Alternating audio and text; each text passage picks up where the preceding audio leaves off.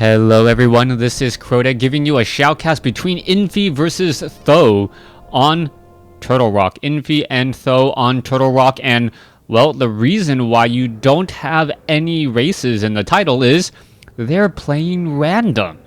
Th000 spawning over here at what I will call the 11 o'clock position as the purple undead. Meanwhile, Infi's playing teal orc over here at what I'll call the 4 o'clock position. And this is what you sometimes get in WarCraft 3. Now, the reason why you sometimes get this is that players have specific races that they like to play against other races. This isn't something that really happens a lot in, say, StarCraft 2, where StarCraft 2 is much more Twitch reaction, small time windows, and you have to be able to just memorize all your hotkeys and be absolutely perfect. Being a split second late means the difference between victory and defeat. No, that is StarCraft 2, not WarCraft 3. WarCraft 3 generally has longer battles, more micro-intensive battles, and you have more time to react and respond. With that said, players have the ability to master more than one race, or attempt to master one race against another matchup. But when you get into a situation where both players constantly change their race depending on what the other person is playing, sometimes they just go, you know what, let's just both go random and hopefully we'll be fine. So it looks as though Infi has now scouted his way out over here. We are going to see a ghoul make its way in, so it is going to be an orc versus undead matchup here. And I normally want to make predictions in terms of what we are going to see from these players, but I really have no idea. I don't know Th000's opening for undead, and I don't know Infi's opening for orc. But then again, the series should be entertaining just because these players are playing races that they're not commonly referred to or commonly known for, and if they're not playing those races, things just may go awry a bit. You can see the Death Knight already making its way out across the map. The Blade Master actually changing things up, not going after the orange creep camp here. Instead, or even the green creep camp here, he is going in the opposite direction, a little bit of a head fake there, and going after the giant sea turtle at his opponent's creep camp. What the Blade Master will be able to do, he's going to be able to take down this giant sea turtle here, and then go after the sea turtle hatchlings, and then perhaps make its way over to the shop. But he may not want to do that as he is going to be rather low on hit points. His shop is not yet done. The Blade Master now running around. The Death Knight looking for that Blade Master, and this is one of those situations where the timings are all wrong. Th000 would know better when playing up against a traditional orc player. Th000 now finally sees that yes, that creep camp was in fact cleared, and now is trying to head back over to his friend's location here. You can see a second Cloak of Shadows has been dropped. The Blade Master now going to walk away, perhaps pick up a healing salve. You can see that he is going to be getting up to level 2 here in just a moment, as this turtle does fall down. The Death Knight getting the experience for one of those turtles, and with that denying level 2 on a Blade Master. That is important as it still does not have critical strike. 4 skeletal minions now making their way in. You can see the Crypt Fiends are being trained, and once those Crypt Fiends number 2 to 3, we should see that Death Knight try to do a bit of creeping. Meanwhile, Blade Master coming up off over here, trying to take down this Ogre Magi. The Blade Master can kind of push that Ogre Magi into a location there, as the skeletal minions are all very low on hit points. If one of those skeletal minions falls, it will give level 2 to the Blade Master, and there it is, level 2 on a Blade Master with critical strike. He does use some healing salve as well, as we are now going back at it. Are we going to see another skeletal minion or two fall? Looks like one of them fell due to the timer more than anything else. Is the skeletal minion going to wake up turtles? Oh, some pathing right there. Nicely done at just the right moment as the Death Knight gets in that final shot there. The Blade Master unable to get extra experience. Most likely the players unhappy with the lag spike, but it is what it is, and you can't really do anything except continue to play and hope that it doesn't give your opponent too much of an advantage. Here we are with Th000 sitting with 3 Crypt Fiends. We are going to be taking down these Ogre Warriors rather easily here. The Death Knight purposely tanking much of that damage there, and now backing away a little bit. Are we stutter stepping? Yes, to get those skeletal minions out in play, absorbing a bit of damage, and you can see that the skeletal minion did back off right there. The Death Knight will not get to level 2. Meanwhile, the Blade Master going after the Forest Troll Warlord. You can see level 3 now on the Blade Master. He has a Sobi mask, which will most likely be transferred to that Shadow Hunter. We are at Stronghold. We should be seeing, yes, there is that Shadow Hunter. And then what are we going to be seeing next in an Orc versus Undead? There is a Bestiary, so Raiders are most likely in the cards. We may even see double Bestiary. And double Bestiary, as that is rather common against an undead player. We can see plus 15 attack on the Death Knight. The Death Knight actually very happy to make sure that the Blade Master didn't get these claws of attack. And that Blade Master now with Unholy Aura walking around rather quickly, getting in a lot of damage as the Death Knight now tries to get away. Oh, some beautiful pathing right there. The Blade Master unable to get around as the Crypt Fiends are even slightly faster because of that Unholy Aura. Death Knight, one of those heroes that regenerates hit points very, very quickly, and even more so if he is on Blight. And there you have it, that Death Knight regenerating a lot of hit points, about like 3 to 4 hit points a second, in fact, which will give him a tremendous advantage. Death Knight now looking to continue to fight against the giant sea turtles here. You can see the hatchlings are going to fall. And it is now up to the Death Knight to figure out what to do next. He is in a little bit of a dangerous situation. He has to be very careful how he creeps.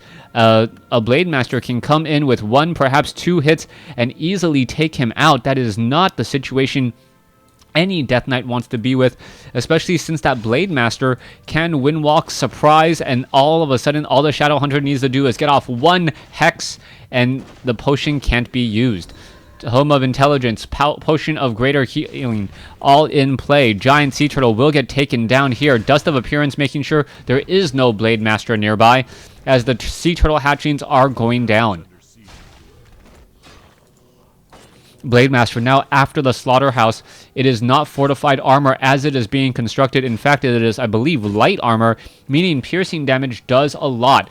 Blade Master is going to get a cancellation onto the Slaughterhouse. Just wait for it. There it goes. And now that Lich with most likely a Frost Armor, the counter to that Blade Master, as we now also see what item was left behind. No item left behind yet. The Ogre Magi now finally in play, finally getting some Bloodlust down to increase its damage as a Grunt may get taken down here. Meanwhile, Blade Master coming in for that engagement. Are we going to see a Dust of Appearance? What are we going to see? You can see the Blade Master now trying to come off over there. You can see also a Frost Armor now come in, and this is actually the worst possible situation for that Blade Master. No mana and a lot of damage just chasing after him so far. You can see him down to 406 hit points. Did he get the item True Shot Aura onto that Death Knight?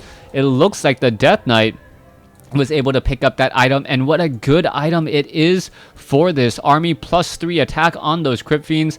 That +10 damage will make a very big difference here, as we are now going to charge up the ramp on the far side. Here you go. There's a Death Coil stealing that experience. There's some Blight love for the rest of the Undead Army. The Undead Army can just stay here on that Blight, regenerate some hit points rather carefully, as you now see the Blade Master come in against that Death Knight. The Death Knight, however, extremely fast. Potion of Greater Healing. Is the Blade Master going to be able to get away? That is the question. And oh, the Giant Sea Turtle even causing a bit of problems here. The Blade Master is now stuck behind the wall. This is the worst possible situation for him, as we do have the Shadow Hunter who does have healing, wave. This Death Knight, is it going to get saved? Or sorry, that Crypt Fiend, is it going to get saved? It looks as though it's trying to get saved. There's the Death Coil saving it. There is another Windwalking Strike. That Blade Master very, very just set on taking down that Crypt Fiend, able to do so, as the Shadow Hunter, just showing why it is the best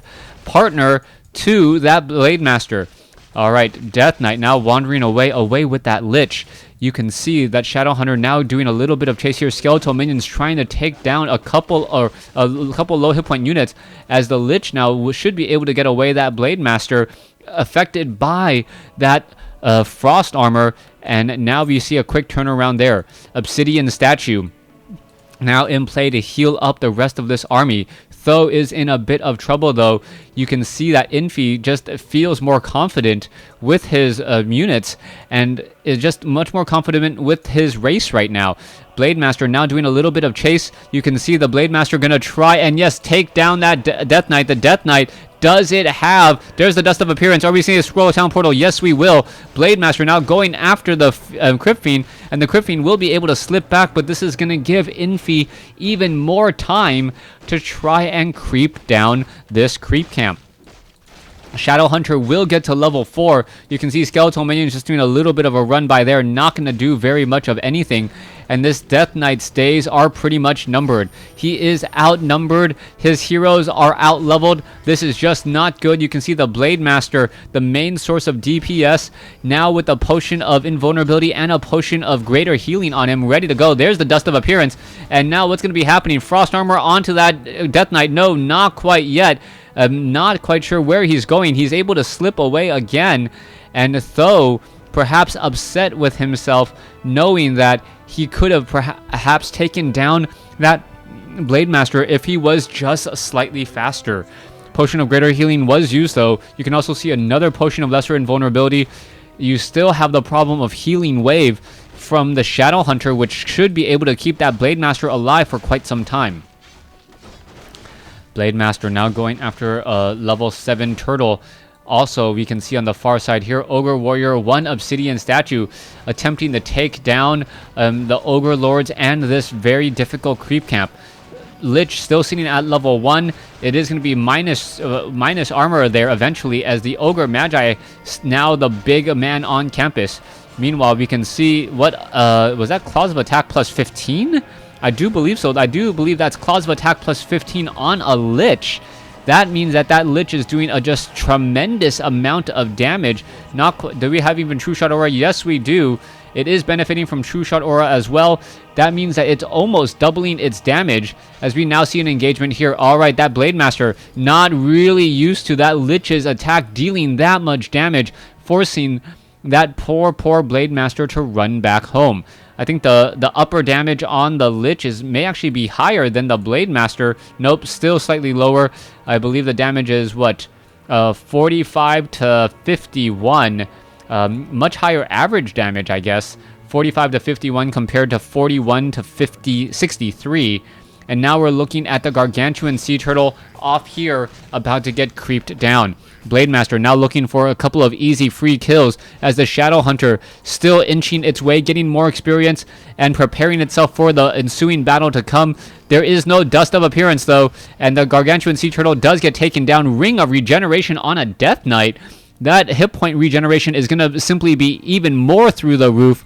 You can see him now on Blight. He is healing up like about 3 hit points, or 3 hit points to not, what is that, 7 hit points a second? 1 Mississippi. Yeah, that is really, really fast there, as that Death Knight may not get taken down anytime soon, especially if it has level 2 Frost Armor, but I don't know if we're even going to have level 2 Frost Armor as opposed to just level 2 Frost Nova. Shadow Hunter now making its way over. Are we picking up a Dark Ranger? Yes, we are. Dark Ranger now ready to lead the charge. We can see that the True Shot Aura, which should normally be on the Lich at this point, that Lich now at 48 to 54 damage. Very, very high damage, or average damage, even though it doesn't quite nearly peak as high as that Blade Master. You can now see that this Voodoo Lounge will get taken out, and once this Voodoo Lounge is down, it's going to be very difficult for that Blade Master to buy any of those healing salves. Impossible, in fact, as that Voodoo Lounge is the only store that currently sells them. So far, Infi now trying to repair it. It looks as though it will fall here in just a moment. There it goes. And the peons are all that are left, as the Crypt Fiend's now going after an Orc Burrow. Blade Master now on its way in. Lich is right behind there. It looks as though, some damage is dealt. Kodo Beast gonna get eaten very quickly, only to spit back out that Crypt Fiend, not really enjoying the taste, or, well, it was dead, so not really gonna survive. Alright, here you go. You can see that there is this one Orc Burrow about to fall here. Blade Master, Healing Wave, Speed Scroll all being used. The Death Knight trying to stay alive here. Double ensnares across the 2 Obsidian statues. Crypt Fiends are doing a little bit of stutter stepping here as the Death Knight trying to stay alive. He is absorbing a whole bunch of damage, but he is still unable to really fight his way out of this. You can see that the Death Knight continuing to keep more units alive. There goes an Obsidian statue. There may go one Crypt Fiend, another Crypt Fiend. Oh, off to the north, there it goes. For some reason, Infi did not spot it, and this Obsidian statue will live to fight another day. Beautifully played again by Th000, even though he is still behind. 44 over 60 supply. We are at 49 over 70 supply. Death Knight at 4. I believe the Blade Master is at 5, and so is that Shadow Hunter. Yes, 5-5 versus a 4-3, I believe. Yeah, 4-3. That is not good news for Th000. Continuing this battle on, you can see this Gargantuan Sea Turtle will get taken out without a problem. Getting slowly chipped away. There's the Murloc Nightcrawler now falling as well. Blade Master keeping track, keeping tabs on the army. Knows that it's inside the base and thinks to himself, this is now an opportune time to try and slip out. Dark Ranger right here. Lich right there as well. As we're looking at the armies finally pushing out together, Orb of Corruption and Black Arrow, we could have a lot of skeletal minions joining out on the field. That Blade Master looking to regroup. You can see the Endurance Aura is in play. That means faster movement speed, faster attack speed. And there you have it, the Speed Scroll already being used in order to try to trap this Blade Master, or this Death Knight, with the help of a Blade Master. But the Death Knight able to get out of the surround, even though the surround had like 7 grunts. Not quite sure what happened there. And what are we going to continue to have happen? The Death Knight now pulling back, looking to perhaps snook down a couple of these grunts, but this has not become an easy battle. So far, the Lich, pretty much low on mana, has been trying to use Frost Armor to stay alive, and I believe, nope, not able to do so, especially with that Death Knight hexed, and this is pretty much going to be the beginning of the end. Not much that Th000 can really do to try and salvage this, especially with Infi playing the way he is right now. Very strong, just going after units. Crypt Fiends, even the Obsidian statues can just wander around now and eventually heal back up with the help of that Death Knight. So far, Infi now and the Shadow Hunter now continuing this push. You can see burrowed Crypt Fiends here. You can see an Obsidian statue now taken down. And this is still going back and forth. I don't see anyone with a clear-cut advantage, but now that we see 2 Obsidian statues gone, Th000 may be in a little bit of problem, but he does have these Burrow Crypt Fiends, which are generating hit points rather nicely. There is a Death Coil saving a unit. You can see that the Blade Master is going after the Lich. The Lich down to 126 hit points, and it does get taken down. Huge loss there. Losing the Lich in order to save something else. Not quite, or losing the Lich to try and take down one of the other heroes. What hero was it? I can't remember for the life of me. Oh, it was the Lich. That's right. Wait, no, not the Lich. Blade Master. Blade Master, Shadow Hunter. Okay, never mind. Getting confused there, so we'll see what's going to be happening next. Grunts are now ready to go. Blade Master heading back to the shop, perhaps for some more, a Clarity Potion and 2 Healing Salves in that order. There's the Clarity Potion. Are we going to see some Healing Salve? No, he is just going to try to creep out this bottom creep camp by his lonesome self, which is really dangerous at this point. You can see the peons are now coming in. There is that the Great Hall. This expansion was actually cleared out a long time ago, as the Shadow Hunter, with so much mana, has plenty of options to attack, knowing that he can perhaps just out-sustain Th000. Th000 sitting down on this base now. Where is he going to be traveling to next? You can see that the Shadow Hunter and the Blade Master making its way in. You can see a sacrificial pit right there, and the Death Knight and the Obsidian statue just doing everything it can to keep this army alive. But Th000, really, with only legs to stand on, he can't really fight back at this point, and he needs to hope that his opponent just like runs into a knee if you're looking into that fighter analogy, in order to really take this game, this is not looking out well. And with the Crypt Fiends and the Dark Rangers being forced to pull back even further, this may end up being GG here in just a moment. Very well played by both sides. It just looks like Infi is a little bit more well-rested in the Warcraft 3 community and knows what strategies he's trying to go for. Obsidian Statues now joining in, trying to take down a couple of the heroes. Blade Master uses a potion of invulnerability, and now is the GG. Thanks for watching. Thanks for listening. Hope you guys enjoyed Game 1.